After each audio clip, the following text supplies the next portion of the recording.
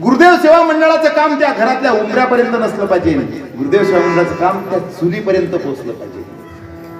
तो गुरुदेव सेवा मंडळाचा कार्यकर्ता तितका तरबेज असला पाहिजे की त्याने चुलीपर्यंत संबंध ठेवले पाहिजे. गॅरंटीनं गेला पाहिजे, गॅरंटीनं वापस आला पाहिजे.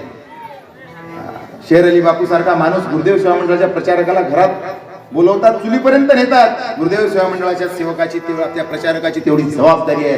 तेवढ्या जबाबदारीनं घरात गेलं पाहिजे आणि तेवढ्याच जबाबदारीनं बाहेर आलं पाहिजे.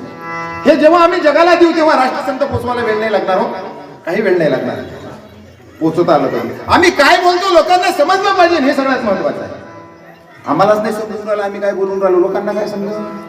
एक माणूस 1 घंटा बोलला, 1 तासभर, नंतर त्याला विचारलं, अरे बाबा तुला काय म्हणायचं होतं, म्हणे मलाच नाही समजलं मला काय म्हणायचं होतं. तसंच आमचं होऊन राहिलं. आम्ही बोललो कसंही, पण ते समजलं पाहिजे. म्हणजे भाषा कुठली असू द्या, हिंदी असू द्या की मराठी असू द्या, महाराजांनी 2-3 शब्दात कार्यक्रम केले, समाजाला वाङ्मय दिलं, सगळ्या भाषेत दिलं. भाषा कुठली असू द्या, पण आम्ही काय सांगतो लोकांना